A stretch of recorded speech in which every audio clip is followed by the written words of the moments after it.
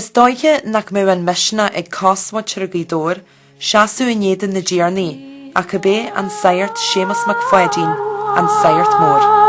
Chred se go daingan ar son na Machtain a geirí a gasint ón dí halú agus ón chruatan.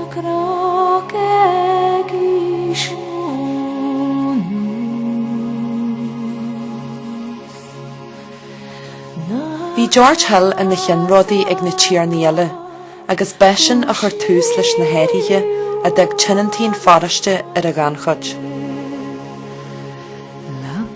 Bhí George Hill da George Hill, agus a bhhaile sinna bhí sé, agus ní bhhaile sé phobal a hanig sé an seo. Ó bhí sé santa agus bhí sé cheanna sé néitir ar hír chunrú mar a deire, a bhí sé geirí chu deire go chéile ar reis, créidir. A Tair was mór in George Hill na Davitt sean choras a bhí an seo choras na Talún ar a Dr. Rondale. Agus a sé smó bhí ag Rondale na go talú daine scapaí éte had de fúla ar fod na páraiste go písa bag talún ag daine naciil na hahéin in sin go písa portaí acu le mónehaintir go písa cos fáige in sin acu le murinne el le dína chuir go tuí.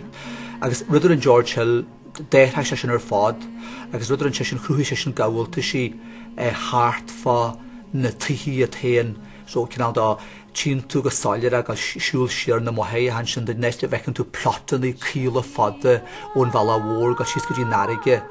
A tú muid sin fásta sin Tair smó hálí na go ráirde sin cís a bhí ic na daoine. Bhí na daoine bart ar éir, ba bhín cís rám agus bhí sé de breth ar riine an tú muich. Now, bhí sé de breth ar riine beidir a Huair Amice, go Halloween, go America, Canada, agus go dtí an Astral.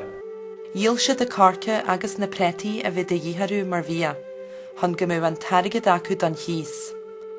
Sin plán a bhí cill agus na teonaí talún eile nó sírú eile sa talú sé sin cuirí a thuirteiste mar a hálaí a muoich in Leanmheiche néite do John George a Dair drethe nám chearna néite do sé Piobaire Mor cuirí nálas albain le sírú dhéanú so cinál chuir sin na daoine má hasa go talú gus chuir sé cuiríiste han agus le na haid pócaí héna líonú rinse seo. Gedú agus mariú na círí cyfiatha agus runniú ansaí ar na sréadaithe. Deirtar gur bhara siad 1000 céireach ar fad.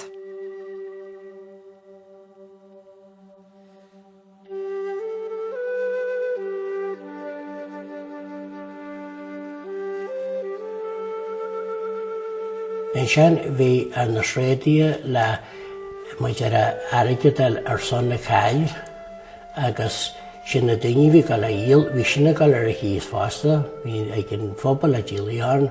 San am sin, da má cuire cailte, bíú seaarte agus sé píine an chuire sin. Now, da níl an chuire míle a cheann, ní bhí heidir scilnear. Bhí na smó ag na sréadaithe, bhí si do fáil na smó ar íist, mar dear a cúitiú ar an na céirí mairewa na bíú na céirí, agus sin háise sé tain a bhhairú na céirí. Mae dira agus baiúil gan na bartacu agus dyr yn gyrrasin cynal da jaiw la cogwn y geira. Bhí inad gró ag George Hill ar a bhainmhig, agus bhí sé ag bunt úsáid is a chéan sin. Bhí stóra siige agus bhí siapaí aige, agus bhí mollan agus buchas aige chomáid. Thóg se go dúra éitead an na pés agus beric de láid ar sin táirte le smartar an na daoine. So cé gur úsáid siad beidir an siapa tá táirte fása go nefh cumne rid se siapaí baga. Beirtar alps maybe George Hill go Arthur Hill a smasa agus gur iné bues George Hill gur í rudí ní smasa agus na James Leanna sin go dtí déún na nachtúidí. But ní Arthur bhád ní se sinam art níana an seo Gweedore bhí sé an teagus na rud amhaine rinne cís a thógáid. A ní riidir ó bhhailes. Tá réitis a bhaine lé mar ó dhéchéad ponta cís a cruniú, cé a fonta fuirsead. Na bhí an Tair McFadden glic agus ní roié an ostá. Agus sairt takeíart ón chead le de chunrú na Talún a buniú Emíle Artgate seartwas an ní. De herve gur mí heasú le réna díarní talamh ag méadú ar fad na tíre. Let landlordism be removed from the country and labour be allowed the wealth which it creates, instead of being given to legalised idlers, and no more famine will darken our land or hold Ireland up to the gaze of the civilised world as a nation of paupers. Deirtar gunnearn se Dobhair Mor de cheird an cheol sa cheantar. Níor cheadaí se dawsís na tithe ná ag a chráisbhailí.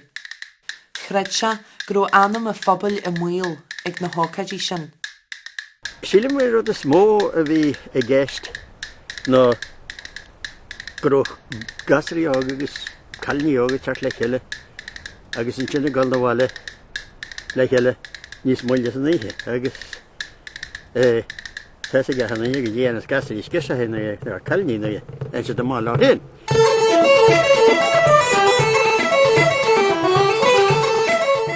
Bhí focail a tairt fíor chuachtach san amsir sin, ach ní raibh fáitis bí ar tharla McFadden an Piobaire Mor roimhe. Insitir scialta fan achran itirú go fáil. Tá scéal amháin ainstar go raibh teart a chéile sí dehaneart sa fáraiste suí siamsa agus dawsarsúil san Piobaire Mor a bhuailú, agus tháinig an saoir isteáil ar a tí agus an bata drín leis agus scapádanne a hí Piobaire leis. Agus sa dé honta an saoir stú se a mé leat stú se nimime se fága go dtí go má fáige.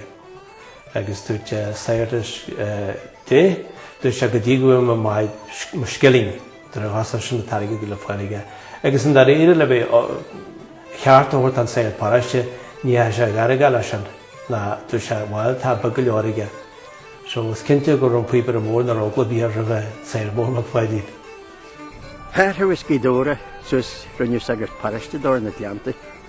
Agus a head run an share na Atlantic na hala dausa hogar, vi sé crunniu ergit fáinne te fóbal hogar. Agus hó se hala dausa. Dar can pobl ar a hairt le na hamant. Reirtal se cóise in na hahéin, han argantí éitiúla a uascailt.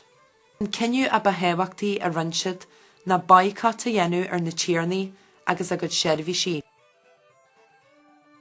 Agus eisiau nach ar tús le cyn don dóianna a bhí conrún na Talún sin an planaf campaign. Agus dréir seo iúlta siad a cís a díal. Bhí siad sésta cís a hariscin don siar na Talún. Cís a bhaisiad sin a bhí carm. Agus da iúlta had sin ní rú siad sésta cís a bhíal. Idir áirteag ártwa agus áirteag ártwa sa ceithir, médiú an tanchís a ríis.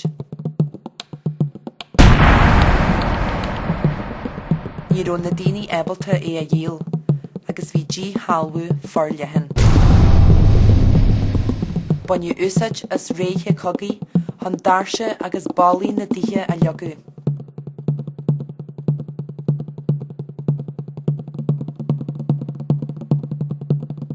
Adwiú I deatha Parliament an áirteag ártwa sa sé, gur carú seasca sa seart duine as seileamh ar Estate Hill agus 16 eile ar Estate Nixon a rith na mbliana sin.